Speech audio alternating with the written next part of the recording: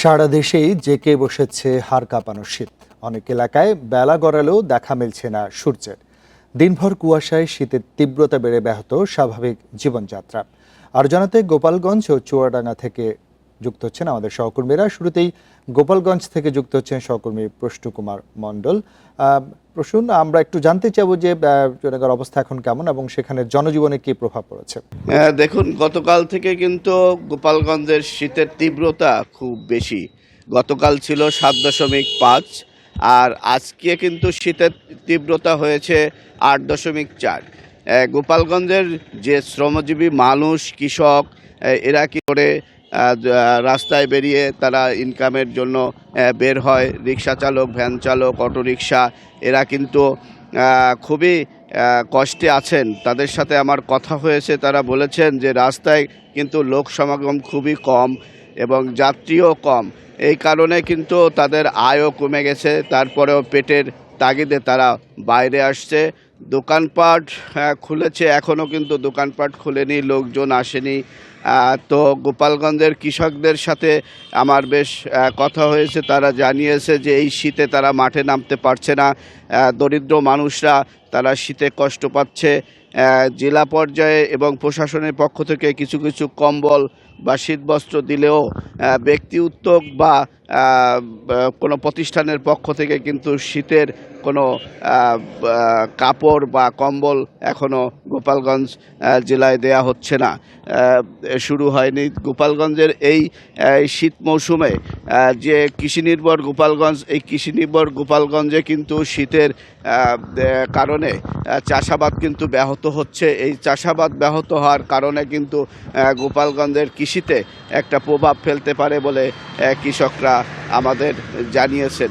আর আরেকটি বিষয়, যারা ছোটোখাটো ব্যবসা করেন তারা কিন্তু রাস্তায় বের হচ্ছে কম, কারণ সড়কে লোকের সমাগম কম। শীত গতকাল বেলা 2:30টার পরে কিন্তু সূর্য উঠেছিল। আজ কিন্তু সূর্যের মুখটা দেখা যাচ্ছে, কিন্তু শীতের তীব্রতা আছে। মৃদু শৈত্যপ্রবাহ বইছে। গোপালগঞ্জে ঘন কুয়াশা রয়েছে। দৃষ্টিসীমা সরকারিভাবে নির্ধারণ করেছে 300 মিটার। আর বাতাসের আর্দ্রতা রয়েছে 97%। এই ছিল গোপালগঞ্জের শীতের তীব্রতা নিয়ে গোপালগঞ্জের সর্বশেষ। দর্শক, এবারে আমরা চলে যেতে চাই আমাদের গোপালগঞ্জ থেকে যিনি সংযুক্ত রয়েছেন আমাদের সহকর্মী, তার কাছে। আমরা চুয়াডাঙ্গা থেকে যুক্ত হচ্ছেন মানিক আকবর। মানিক, চুয়াডাঙ্গায় আমরা কি অবস্থা দেখছেন, আসলে জনজীবনে কি প্রভাব পড়েছে? চুয়াডাঙ্গার অবস্থা আসলে বলবো যে গোপালগঞ্জের মতোই, তার কারণ সকাল থেকে ঘন কুয়াশায় ঢেকে আছে চুয়াডাঙ্গা। আর আপনি জানেন যে গত 3-4 দিন আগের অবস্থা ছিল আরো খারাপ, তখন তো সারাদিন সূর্য দেখা যায়নি। গতকাল আমরা সূর্যের দেখা পেয়েছিলাম, কিন্তু গতকাল তাপমাত্রা নেমে এসেছিল মৌসুমের সর্বনিম্ন তাপমাত্রা, যেটা ছিল সকাল 9টায় 8.0 ডিগ্রি সেলসিয়াস, যেটা এই মৌসুমের সর্বনিম্ন। আজকে সকাল 6টায় চুয়াডাঙ্গা আবহাওয়া অফিস তাপমাত্রা রেকর্ড করেছে 8.7 ডিগ্রি সেলসিয়াস। তো তাপমাত্রা যেহেতু একেবারেই নিচের দিকে, সঙ্গত কারণেই বলা যায় যে তীব্র শীত জেগে বসেছে। আমি গতকাল সন্ধ্যায় দেখেছি অনেককে আগুনের উত্তাপ নিতে। আজকে সকাল থেকে দেখেছি ঘন কুয়াশার ভেতরে হেডলাইট জ্বালিয়ে যানবাহন চলাচল করছে। গ্রাম অঞ্চল থেকে শহরে আসা মানুষজনকে বলতে শুনেছি, তারা বলছেন যে শহরের এলাকায় কুয়াশা কিছুটা কম, কিন্তু গ্রামে একেবারেই কিছু দেখা যাচ্ছে না।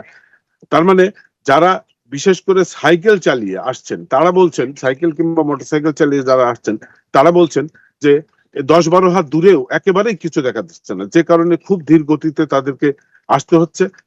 অন্যান্য বড় যানবাহন চলাচল চলছে ধীর গতিতে। আর তীব্র কুয়াশা থাকলে যে ভয়টি সবচেয়ে বেশি থাকে সেটা হচ্ছে সড়ক দুর্ঘটনার। এখনো পর্যন্ত তেমন কোনো খবর আমাদের কানে আসেনি, তারপরেও সবাইকে সতর্কভাবে চলাচলের জন্য পরামর্শ দেওয়া হয়েছে জেলা প্রশাসন থেকে। বলা হচ্ছে যে সাবধানে, বিশেষ করে সকালে এবং সন্ধ্যায় সাবধানে চলাচল করতে হবে, যাতে দুর্ঘটনা এড়িয়ে চলা যায়। একইভাবে আগুনের দিক থেকেও অনেককে সতর্ক থাকার পরামর্শ দেওয়া হচ্ছে। তো চুয়াডাঙ্গা আবহাওয়া অফিসের কর্মকর্তার সাথে আমি কথা বলেছিলাম, তিনি বলছেন যে আবহাওয়ার যে অবস্থা, তাপমাত্রা এরকম অবস্থা আরো কয়েকদিন থাকতে পারে। আর তাপমাত্রা নেমে আসার কারণে $20 ক্ষতি হবে এমন আশঙ্কাও করছেন কৃষকরা। কৃষকরা বলছেন যে কিছু ফসলে ঘন কুয়াশা থাকলে রোগবালাই দেখা দেয়, বিশেষ করে বীজতলা বিবর্ণ হয়ে যায়। এই সময় কৃষকের ক্ষতির সম্মুখীন হওয়ার ভয় থাকে কৃষকদের। তো কৃষকদের যেমন ক্ষতির ভয়, একই সাথে দিনমজুর শ্রেণীর মানুষ যারা কাজের সন্ধানে শহরে আসেন তারাও কাজ পাচ্ছেন না। ভ্যান চালক, রিক্সা চালকরা পর্যাপ্ত যাত্রী পাচ্ছেন না। তারা বলছেন যে সকালের দিকে মানুষের আনাগোনা শহরে কম থাকছে, বেলা বাড়লে মানুষ কিছুটা আসছে, কিন্তু সকালে যারা আসছেন তারা খোলা ভ্যানে চড়তে চাচ্ছেন না।